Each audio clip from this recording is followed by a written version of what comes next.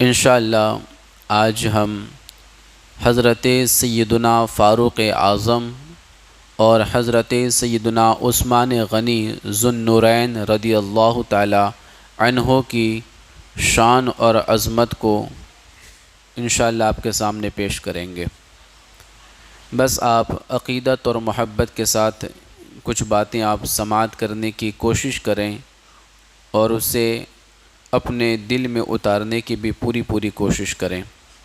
میں نے سورہ فتح کی آیت نمبر 29 پڑھی۔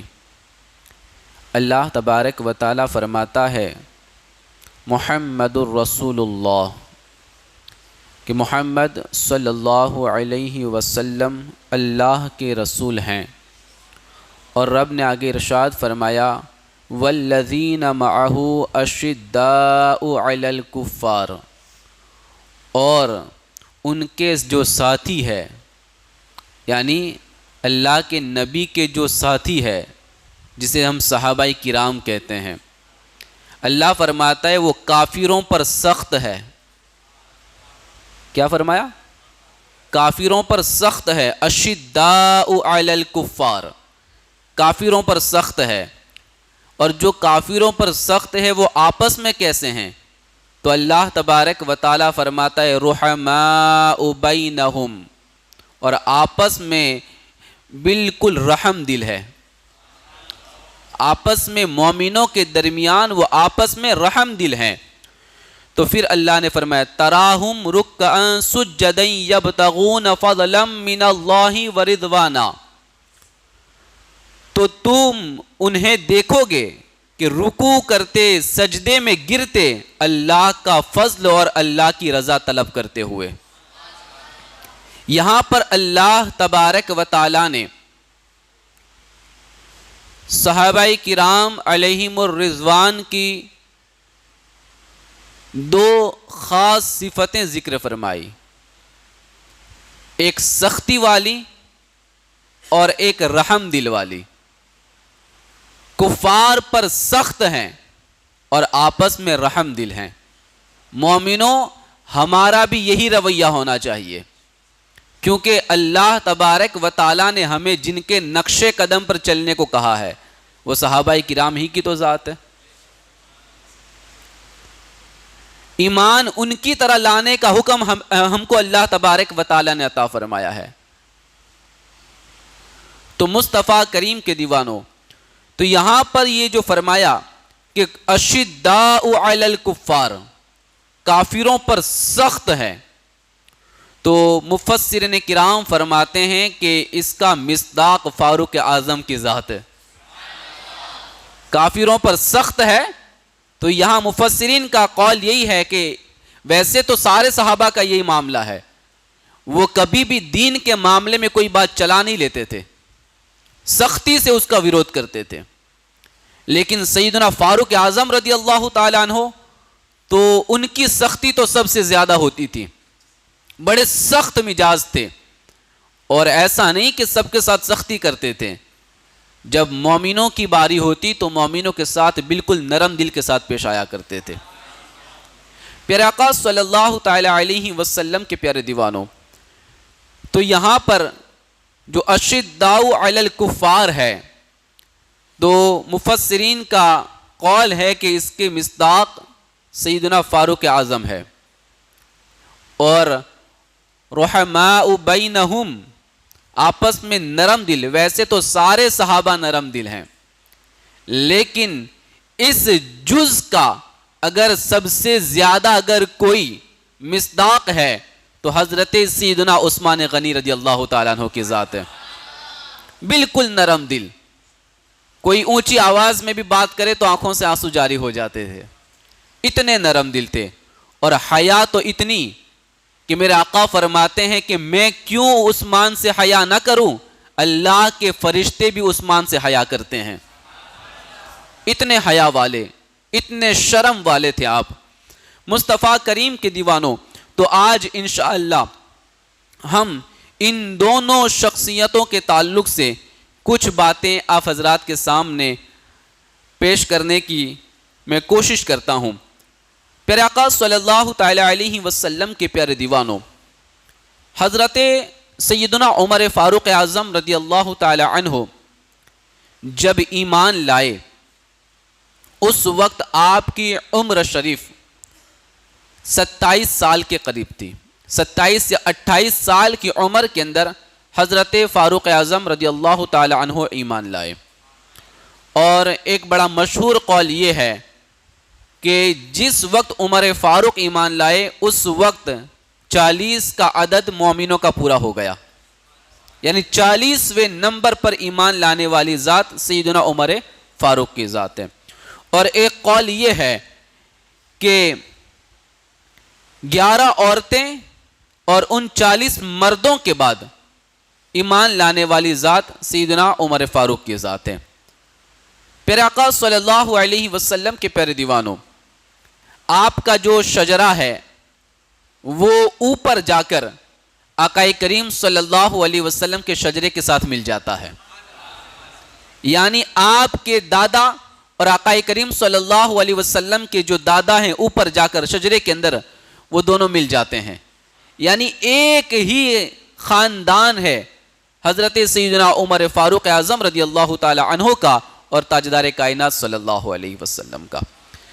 آپ سابقین اولین میں سے ہیں، آپ عشرہ مبشرہ میں سے ہیں، آپ خلفائے راشدین میں سے ہیں، اور آپ تمام صحابہ کے اندر زہد و تقوی کے اعتبار سے جو ممتاز صحابہ تھے ان میں بھی آپ کا شمار ہوتا ہے. پیارے آقا صلی اللہ تعالی علیہ وسلم کے پیارے دیوانوں، بڑی فضیلتیں اور بڑی شان اللہ نے آپ کو عطا فرمائی. ترمذی شریف کی حدیث ہے، آقا کریم صلی اللہ تعالی علیہ وسلم فرماتے ہیں کہ یا رب، عمر بن خطاب اور ابو جہل بن ہشام میں سے جو تجھے پیارا ہو اس کے ساتھ اسلام کو تو عزت عطا فرما دے. جب حضرت عمر ایمان نہیں لائے تھے اس سے پہلے حضور اکثر یہ دعا کرتے تھے. یعنی میرے آقا صلی اللہ علیہ وسلم نے 2 نام ذکر کیے، ایک ابو جہل کا اور ایک عمر فاروق کا، کہ اے میرے مولا، اے میرے رب، ان دونوں میں سے تجھے جو پیارا ہو اس کے ذریعے سے تو اسلام کو عزت عطا فرما. اب میرے رب نے دونوں میں سے عمر ابن خطاب کو چن لیا ہے. مصطفیٰ کریم کے دیوانوں، بلکہ حضرت ابن عباس رضی اللہ تعالی عنہما سے روایت ہے کہ آقا کریم صلی اللہ علیہ وسلم نے فرمایا، اللہم اعز الاسلام بعمر ابن الخطاب خاصہ، یا رب اسلام کو عمر بن خطاب کے ساتھ غلبہ اور قوت عطا فرما. یہ دعائیں حضور نے مانگی ہے. اور جب تک سیدنا عمر فاروق ایمان نہیں لائے تھے اس وقت تک کبھی بھی حرم کعبہ کے اندر کوئی بھی شخص علی الاعلان عبادت نہیں کرتا تھا. چھپ چھپ کے اسلام لاتے تھے اور عبادت بھی اپنے گھر میں کرتے تھے. حرم کعبہ میں ابھی تک کسی نے کھل کر عبادت نہیں کی. لیکن جس دن حضرت عمر فاروق نے کلمہ پڑھا، جس دن سیدنا عمر فاروق اسلام لائے، تو اسی وقت 2 لائنیں بنا کر، 2 قطاریں بنا کر صحابہ کرام نکلے.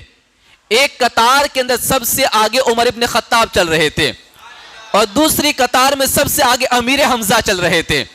اور پھر حرم کعبہ میں پہنچے اور علی الاعلان حرم کعبہ کے اندر آپ نے عبادت فرمائی. مصطفیٰ کریم کے دیوانوں، جو دعائیں میرے آقا نے مانگی تھی کہ اسلام کو خاص کر کے عمر ابن خطاب کے ذریعے عزت عطا فرما، جیسے ہی ایمان لائے اسلام کو ظاہر کرنا شروع فرما دیا تھا، علی الاعلان عبادت شروع فرما دی تھی.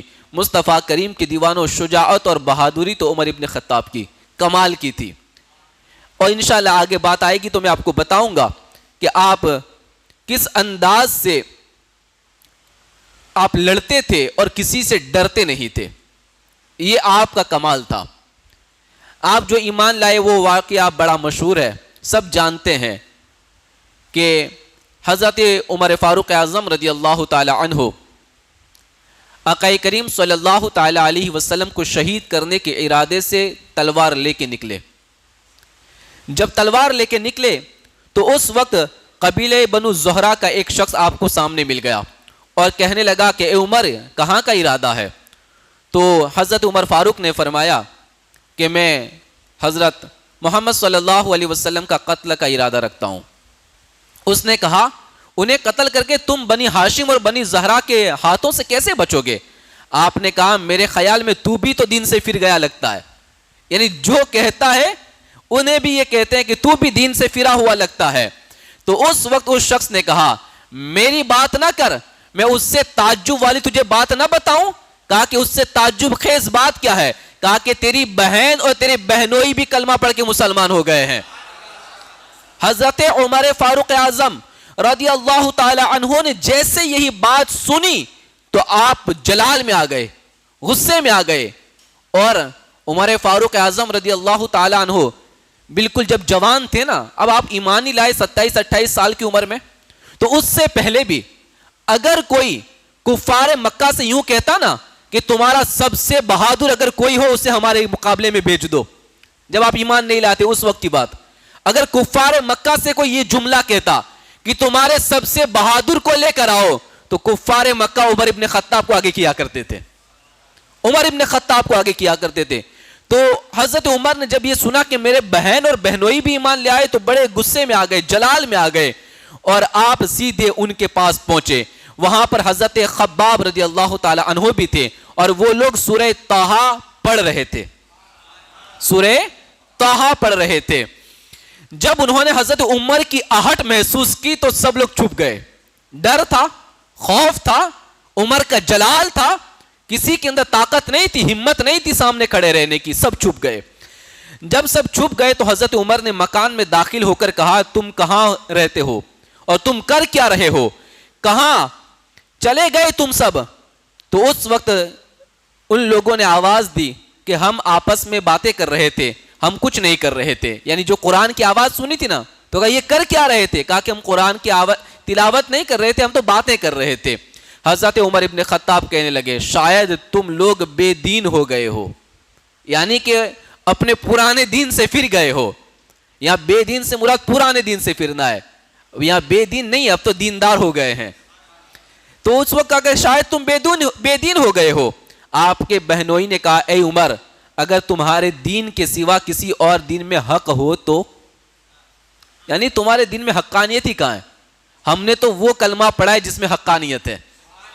یہ بہنوئی نے جب جواب دیا تو اتنا سننا تھا, جلال تو ویسے ہی بھرا ہوا تھا. حضرت عمر فاروق ٹوٹ پڑے اور ایسا مارا اپنے بہنوئی کو. اب کوئی بہنوئی کو مارتا ہے؟ عمر فاروق نے اپنے بہنوئی کو اتنا مارا کہ وہ نڈال ہو گئے. اس وقت جب بہنوئی کو مارا جا رہا تھا تو آپ کی بہن بہنوئی کو بچانے کے لیے, اپنے شوہر کو بچانے کے لیے آگے آئی, تو عمر ابن خطاب نے اپنی بہن کو بھی مارا, اور اتنا شدت سے مارا کہ چہرے سے خون نکل پڑا. اپنی بہن کو اتنی شدت سے مارا. انہوں نے غضبناک ہو کر کہا, کس نے؟ بہن نے, غصے میں آ کر کہا کہ اے عمر تیرے دین میں حق نہیں ہے, تیرے دین میں حق نہیں ہے. میں گواہی دیتی ہوں کہ اللہ کے سوا کوئی عبادت کے لائق نہیں ہے, اور محمد صلی اللہ علیہ وسلم اللہ کے بندے اور رسول ہیں.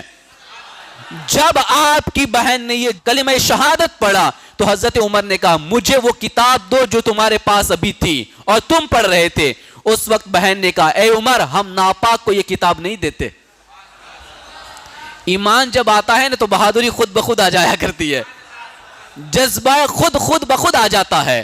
مار کھائی, چہرے سے خون نکل رہا ہے, لیکن کیا کہا اے عمر ہم ناپاک کو یہ کتاب نہیں دیتے.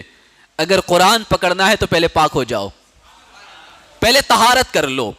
جب حضرت عمر ابن خطاب نے طہارت حاصل کر لی اور جب وہ سورہ طٰہٰ کا نسخہ دیا, کیونکہ پہلے وہ قرآن تو ہوتا نہیں تھا پورا مکمل, اور ویسے قرآن کی آیتیں بھی نازل ہوتی تھی, جو ہوتا تھا وہی دیا جاتا تھا.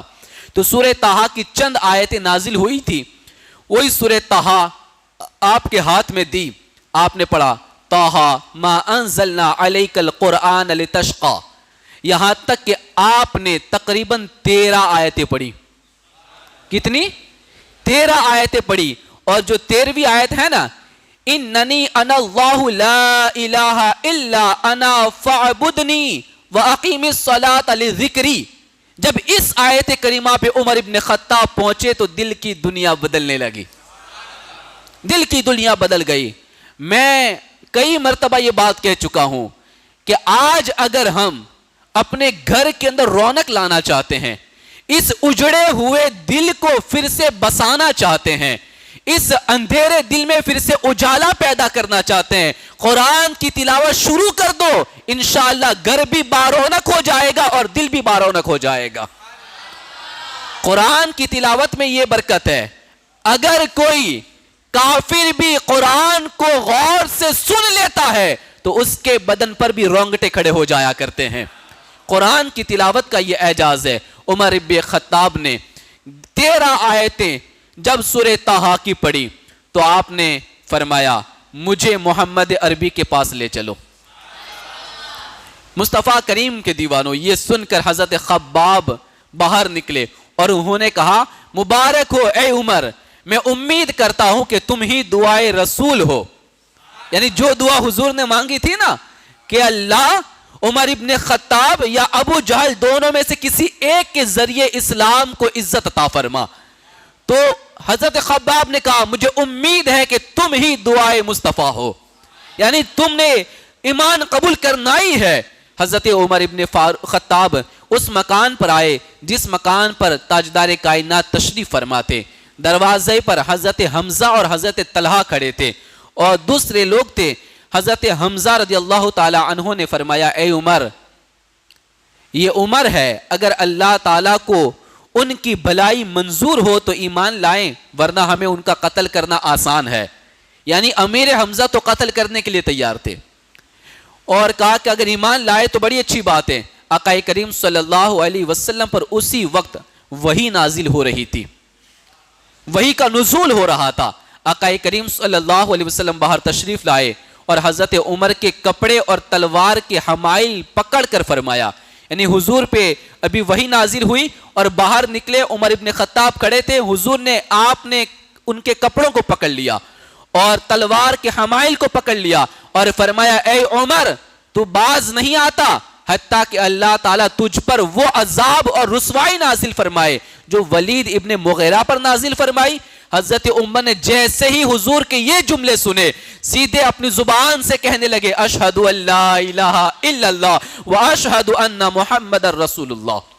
مصطفیٰ کریم کے دیوانوں، تو اس وقت حضرت عمر ابن خطاب نے کلمہ پڑھا اور مومن ہو گئے، ایمان میں داخل ہو گئے۔ مصطفیٰ کریم کے دیوانوں، اب حضرت عمر ایمان کیا لائے، ان کے ایمان کی بشارتیں اب فرشتوں نے آ کر آنا دینا شروع کر دی اور خوشخبری دینا شروع کر دی۔ پیارے آقا صلی اللہ تعالی علیہ وسلم کے پیارے دیوانوں، بلکہ حضرت ابن عباس سے روایت ہے کہ جب حضرت عمر فاروق اسلام لائے تو جبریل امی بارگاہ مصطفیٰ میں حاضر ہوئے اور عرض کیا یا رسول اللہ صلی اللہ علیہ وسلم، آسمان والے حضرت عمر کے اسلام لانے پہ خوشیاں منا رہے ہیں، آسمان والے حضرت عمر کے اسلام لانے پہ خوشیاں منا رہے ہیں۔ مصطفیٰ کریم کے دیوانوں، یہ حضرت عمر ابن خطاب کے ایمان لانے کی داستان ہے اور آپ کے ایمان سے اسلام کو وہ تقویت ملی، وہ عزت ملی اور وہ 4 چاند لگے، اس کا اندازہ کون نہیں لگا سکتا۔ مصطفیٰ کریم کے دیوانوں، آپ دیکھیں حضرت عمر فاروق اعظم رضی اللہ تعالی عنہ جب تک آقا کریم صلی اللہ تعالی علیہ وسلم کے ساتھ رہے، ہمیشہ اپنے جان اور اپنے مال کو حضور کے لیے قربان کر دیا اور ہمیشہ حضور کے سامنے ان تمام چیزوں کو آپ نے پیش فرما دیا، بلکہ آپ اکثر یہ امید کرتے تھے کہ میں نیکیوں میں ابوبکر صدیق سے آگے نکل جاؤں، لیکن وہ موقع کبھی ملا نہیں، کیونکہ ابوبکر صدیق نیکیوں میں کبھی کسی کو آگے نکلنے نہیں دیتے تھے، وہ ہمیشہ آگے بڑھ کے نیکیاں کرتے تھے۔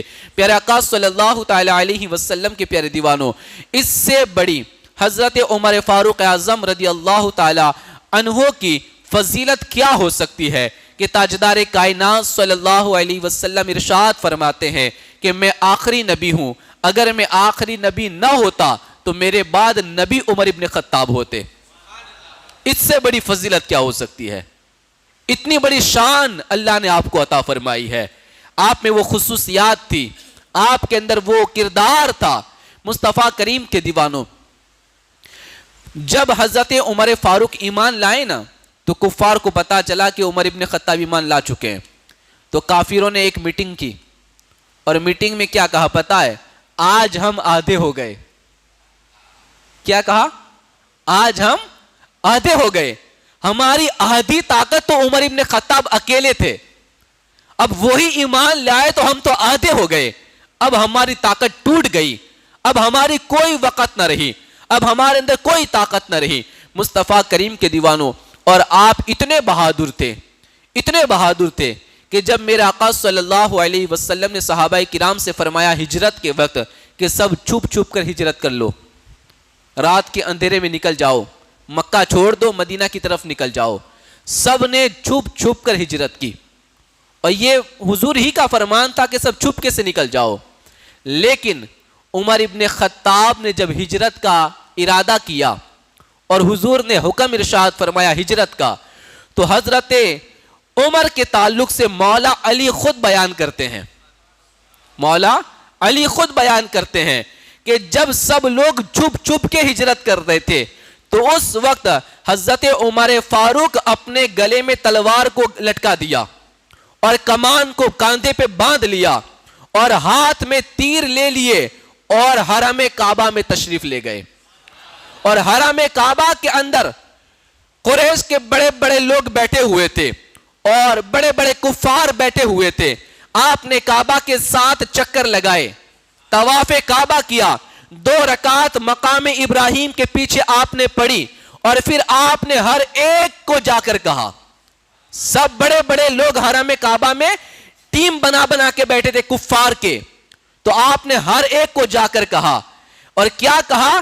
تم پر فٹکار ہو, تم پر لعنت ہو, جو چاہتا ہے کہ اس کی ماں اسے ضائع کر دے, جو چاہتا ہے کہ اس کے بچے یتیم ہو جائے, جو چاہتا ہے کہ اس کی بیوہ, اس کی عورت بیوہ ہو جائے, وہ مجھے اس وادی کے پیچھے اکیلے آ کے مل لے. کیا فرماتے؟ اس وادی کے پیچھے اکیلے آ کے مل لے. آج خطاب کا بیٹا عمر ہجرت کرنے والا ہے, آج خطاب کا بیٹا عمر ہجرت کرنے والا ہے. سب چھپ چھپ کے ہجرت کر رہے تھے, عمر ابن خطاب چیلنج کر کے ہجرت فرما رہے تھے, سب کو بتا کے ہجرت کر رہے تھے. جو یہ چاہتا ہے کہ اس کی ماں اپنا بیٹا کھو دے وہ میرے پاس آ جائے, یعنی میں قتل ہی کرنے والا ہوں. جو یہ چاہتا ہے کہ اس کے بیٹے یتیم ہو جائے میرے پاس آ جائے.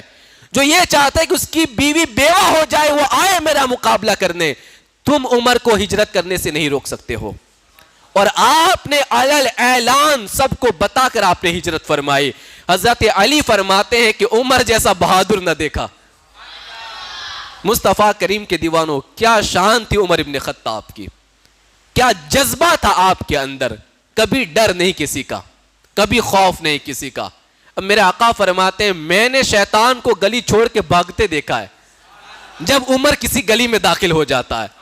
تو جو شیطان ہو کر کے گلی سے بھاگ جائے, اب انسان کے بس کی بات ہی کا ہے جو عمر ابن خطاب کا مقابلہ کرے. پیارے آقا صلی اللہ علیہ وسلم کے پیارے دیوانوں, یہاں پر میں آپ کو بتاؤں کہ حضرت عائشہ صدیقہ رضی اللہ تعالیٰ عنہ روایت کرتی ہے کہ تاجدار کائنات صلی اللہ علیہ وسلم نے فرمایا کہ تم میں پہلی امتوں میں محدث ہوتے تھے, میری امت کا محدث عمر ہے. اور سرکار صلی اللہ علیہ وسلم کی غلامی پر حضرت عمر ابن خطاب کو بڑا ناز تھا, بڑا ناز تھا. جب بھی کوئی بات ہو جاتی تو آپ کیا کہتے پتا ہے؟ میں محمد کا غلام ہوں. حضور کی غلامی پر بڑا ناز تھا, بلکہ یوں ہی کہتے تھے ہم جو بھی ہیں حضور کے غلام ہیں, ہمارا جو کچھ بھی ہے حضور کے صدقے میں ہے. یہ آپ کا جملہ تھا, آپ یہ اکثر فرمایا کرتے تھے. ایک مرتبہ کی بات ہے, بحر العلوم شرح مثنوی کے اندر ایک مرتبہ یہ روایت ہے کہ ایک مرتبہ حضرت عمر فاروق اعظم رضی اللہ تعالیٰ عنہ اپنا کپڑا سی رہے تھے. کپڑا پھٹ گیا تھا تو اسے سل رہے تھے. دین کا وقت تھا اور سورج اپنا تیز اور اپنی تپش والا رخ حضرت عمر فاروق کی طرف ڈال رہا تھا. مطلب یہ کہ صرف ان کی طرف ڈال رہا تھا, بالکل سورج تپش کے عالم میں تھا اور بڑی تیز دھوپ تھی. حضرت عمر کا چہرہ چوندیانے لگا, اتنی تیز دھوپ تھی. اب عرب کی دھوپ سب جانتے ہیں کتنی سخت دھوپ ہوتی ہے.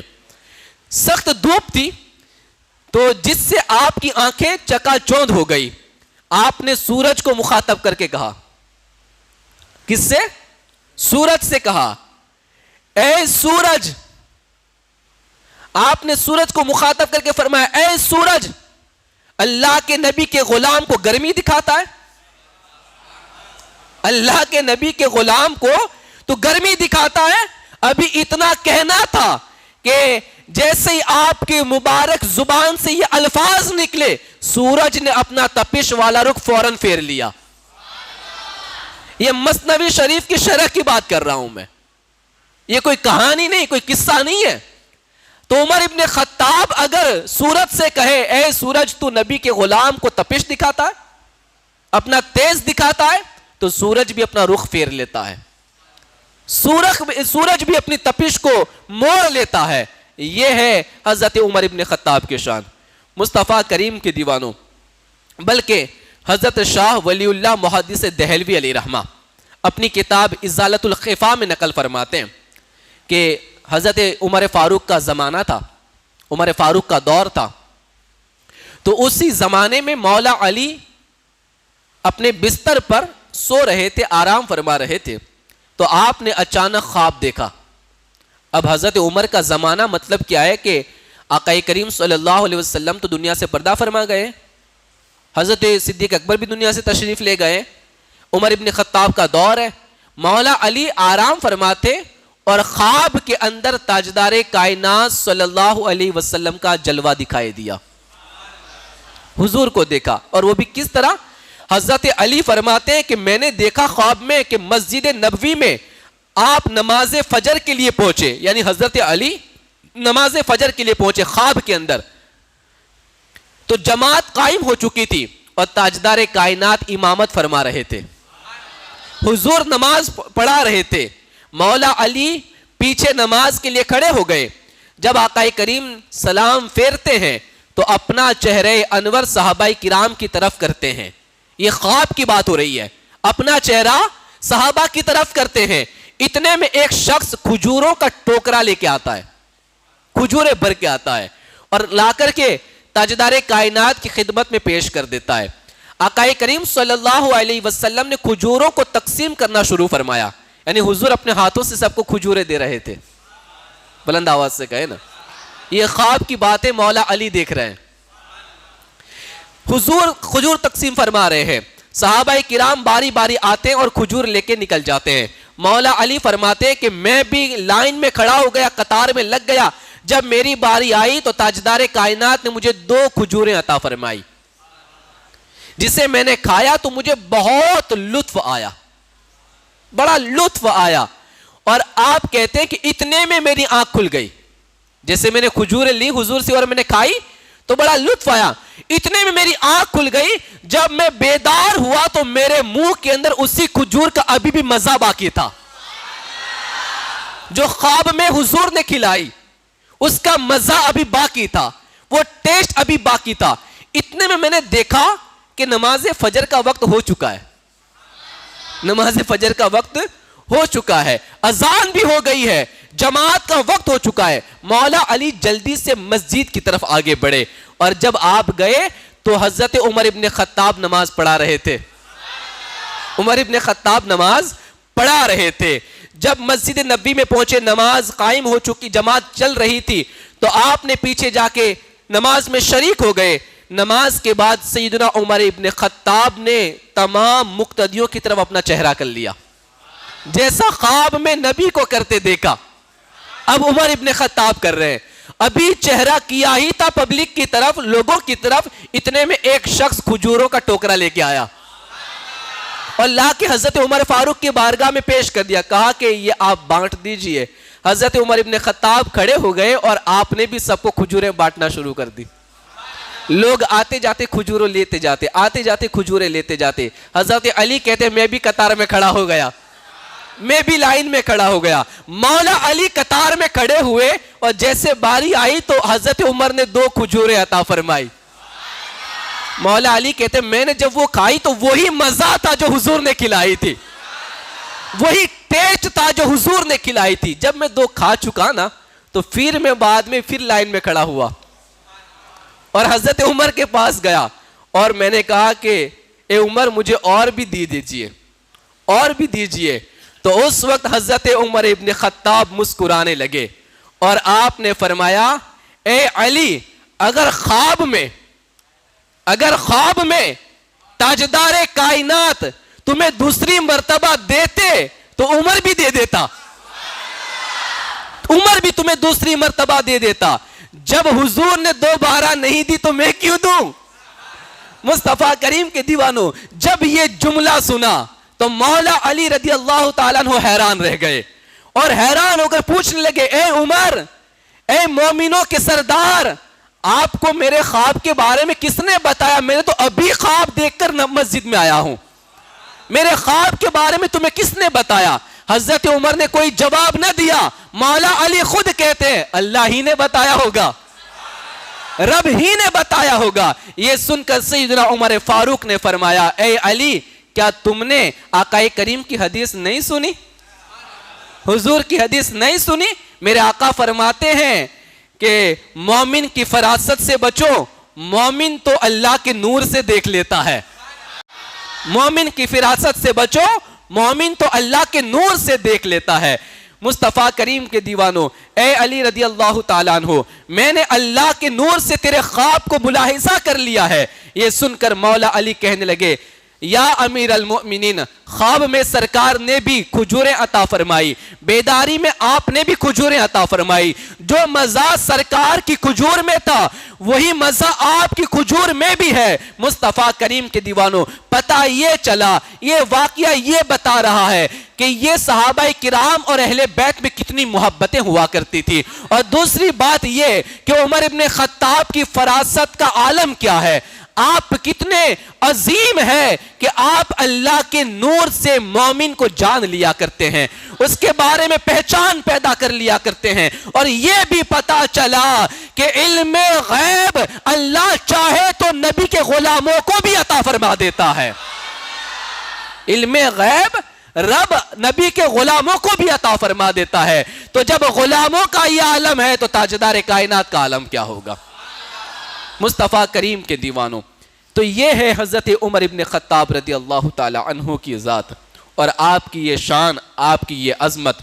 مصطفیٰ کریم کے دیوانوں، حضرت عمر ابن خطاب بڑے سادہ دل تھے، بڑے سادے رہتے تھے. آپ کتنے بڑے حاکم تھے پتہ ہے؟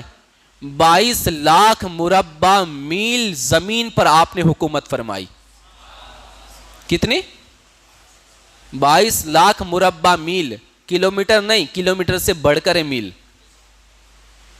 22 لاکھ مربع میل کا حاکم. فرماتے ہیں جب ہم ان کے کپڑے دیکھتے تھے نا تو ان کے کپڑوں کے اندر ادھر پیوند لگے رہتے تھے، کبھی پائجامے میں پیوند لگے رہتے تھے، بلکہ کبھی کبھی آپ کے کپڑوں میں 11 پیوند دیکھے گئے. کتنے؟ 11 پیوند. اب تو لوگ سرپنچ کا بھی الیکشن لڑتے تو لالچ ہوتی ہے کہ پیسے ملیں گے. جب ایم ایل اے بننے کے لیے تیار ہو جاتے ہیں تو لالچ ہوتی ہے کہ پیسے ملیں گے، پہلے 2-5 کروڑ خرچ کر دو، پیسے ملنے والے ہیں. مصطفیٰ کریم کے دیوانوں، اگر کوئی حاکم اور بادشاہ ہو تو عمر ابن خطاب جیسا. 22 لاکھ مربع میل پر حکومت کرنے والا اپنے کپڑوں پہ 11 پیوند لگاتا ہے. اور تکیے کے لیے کوئی نرم چیز کا استعمال نہیں ہوتا. آپ اینٹ اٹھا کر اینٹ کو تکیہ بنا لیا کرتے تھے، اینٹ اٹھا کر اینٹ کو تکیہ بنا لیا کرتے تھے. یہ آپ کی شان تھی.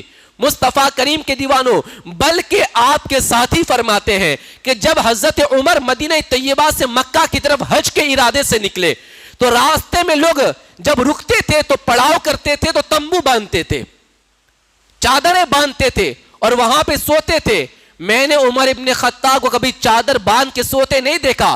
عمر ابن خطاب کسی پیڑ کی چھاؤں میں مٹی پر ہی سو جایا کرتے تھے. آپ کبھی بھی کسی چادر کا انتظام نہ کرتے تھے، ورنہ بادشاہ ہو تو بالکل ٹھاٹ باٹ سے چلتا ہے نا، آگے غلام چلتے ہیں، اس کے لیے بالکل سنہاسن لگایا جاتا ہے، تخت لگایا جاتا ہے، تب بادشاہ وہاں پہ رکتے ہیں. یہ 22 لاکھ مربع میل پہ حکومت کرنے والا جب سوتا ہے تو پیڑ کی چھاؤں میں مٹی پہ ہی سو جایا کرتا ہے. کیا سادگی ہے عمر ابن خطاب کی. فرماتے ہیں کہ ہم نے عمر ابن خطاب کو جب کھانا کھاتے دیکھا نا تو 11 لقموں سے زیادہ کھاتے نہ دیکھا. کتنا؟ 11 لقموں سے زیادہ کھاتے نہ دیکھا. یہ عمر ابن خطاب کی سادگی ہے. مصطفیٰ کریم کے دیوانوں، آپ کی چادر بھی پیوند والی ہو جایا کرتی، آپ کے پائجاموں کے اندر بھی پیوند لگے رہتے، رفو کیا ہوتا تھا. مصطفیٰ کریم کے دیوانوں، اور اللہ کا ڈر تو اتنا تھا کہ اتنا روتے تھے کہ روتے روتے آنکھوں کے اندر یہ لکیریں پڑ گئی تھی، گالوں کے اوپر رونے کی وجہ سے کھڈے پڑ گئے تھے، لکیریں پڑ گئی تھی آنسو کے بہنے کی وجہ سے. جیسے پانی کی ٹنکی پر پانی لیک ہونے کی وجہ سے لکیریں پڑ جایا کرتی ہے، ایسی لکیریں عمر ابن خطاب کے گالوں پہ پڑ گئی تھی. کیا خوف تھا خدا کا، کیا ڈر تھا خدا کا. بلکہ اللہ سے اتنا ڈرتے تھے عمر ابن خطاب کہ زمین سے کوئی تنکا اٹھا لیتے تھے اور تنکا اٹھا کر کہتے تھے کاش میں بھی تنکا ہوتا. کیا کہتے؟ کاش میں بھی تنکا ہوتا تو مجھے بھی کچھ نہ ہوتا اور مجھے کوئی حساب نہ دینا پڑتا. عمر تجھے تو قیامت میں حساب بھی دینا پڑے گا. یہ عمر ابن خطاب کا خوف خدا. اتنے بڑے مالک ہیں آپ، زمین 22 لاکھ مربع میل پہ حکومت کرنے والے، اور اتنی فضیلتوں کے حامل ہیں آپ، لیکن روتے ہیں اور تنکا اٹھا کر کہتے کاش میں بھی کوئی تنکا ہوتا. بلکہ ایک مرتبہ لوگوں نے حضرت عمر ابن خطاب کو کندھے پر پانی بھرتے ہوئے دیکھا. بلند آواز سے کہے نا، کاندھے پہ پانی رکھا ہے اور پانی بھرتے اپنے گھر کا عمر ابن خطاب رضی اللہ تعالیٰ عنہ. تو لوگوں نے کہا کہ اے امیر المؤمنین، یہ کیا بات ہے، آپ کندھے پہ پانی اٹھا کے لے جا رہے ہیں، آپ پانی بھر رہے ہیں. تو آپ نے کہا کہ میرے نفس میں غرور پیدا ہو گیا، ایسا لگتا ہے، یعنی میرے نفس میں تھوڑی انانیت آ گئی تھی، تھوڑا غرور پیدا ہو گیا تھا، تو میں نے سوچا کہ آج اسے ذلیل کر دوں، آج اسے رسوا کر دوں. اس لیے آج عمر کاندھے پہ پانی لے کے چل رہا ہے، اپنے نفس کو رسوا کرنے کے لیے، اپنے نفس کو ذلیل کرنے کے لیے. آج کوئی پانی بھرے گا، آج کوئی ٹینکر پہ جائے گا پانی بھرنے کے لیے. مصطفیٰ کریم کے دیوانوں، یہ ہوتے تھے ہمارے بزرگان دین. ایسے ہی اسلام دنیا کے کونے کونے میں نہیں پھیلا. ان کی سادگیوں سے، ان کے اخلاص سے، ان کے زہد و تقوی سے یہ اسلام دنیا میں پھیلا ہوا ہے. مصطفیٰ کریم کے دیوانوں، آپ بڑے عظیم صحابی اور آقا کریم صلی اللہ علیہ وسلم کے دوسرے نمبر کے خلیفہ، اور آپ کی شان و عظمت کے اندر بڑی بڑی کتابیں بھری پڑی ہے. بس اتنا کہنا چاہتا ہوں میں آپ کو کہ حضرت عمر جب شہید بھی ہوئے تو مصلی امامت پہ آپ کو زخمی کیا گیا. نماز کا عالم تھا. فیروز ابو لولو نام کے مجوسی ایک غلام نے آپ پہ حملہ کیا اور آپ کو زخمی کر دیا، اور آپ 1 محرم الحرام کو شہید ہوئے. محرم کے پہلے چاند کو آپ نے جام شہادت نوش فرمائی. یہ عظیم شخصیت، اور آپ کے اندر لوگوں کو اچھی بات کا حکم دینا اور برائی سے منع کرنے کا جذبہ بڑا تھا.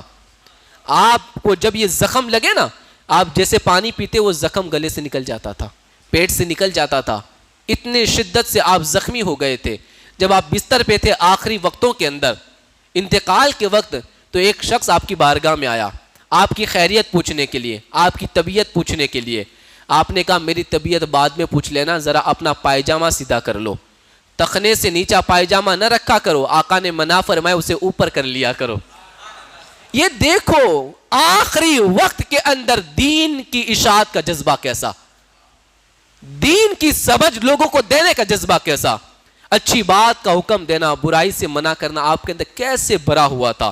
مصطفیٰ کریم کے دیوانوں، میں نے سوچا تھا کہ آج حضرت عثمان غنی پر بھی کچھ تبصرہ کریں گے اور ان کی ذات پر بھی کچھ کلام کریں گے، لیکن وقت ابھی اتنا ہے نہیں ہے کہ حضرت سیدنا عثمان غنی رضی اللہ تعالیٰ عنہ کی سیرت پہ کچھ باتیں کی جائے. انشاءاللہ کل حضرت عثمان غنی رضی اللہ تعالیٰ عنہ کی زندگی مبارکہ پر کچھ گفتگو کریں گے اور کوشش کریں گے کہ ان کی انوکھی زندگی آپ کے سامنے پیش کی جائیں. ہمیں پتہ چلے کہ اللہ کے نبی صلی اللہ علیہ وسلم نے اپنے پیچھے جن شخصیتوں کو چھوڑا تھا وہ کتنی قابل شخصیتیں تھیں اور کتنا کمال تھا ان کی ذات کے اندر، کیسا عروج اللہ نے انہیں عطا فرمایا تھا، کیسی طاقتیں اور کیسی قوتیں اللہ نے انہیں عطا فرمائی تھی۔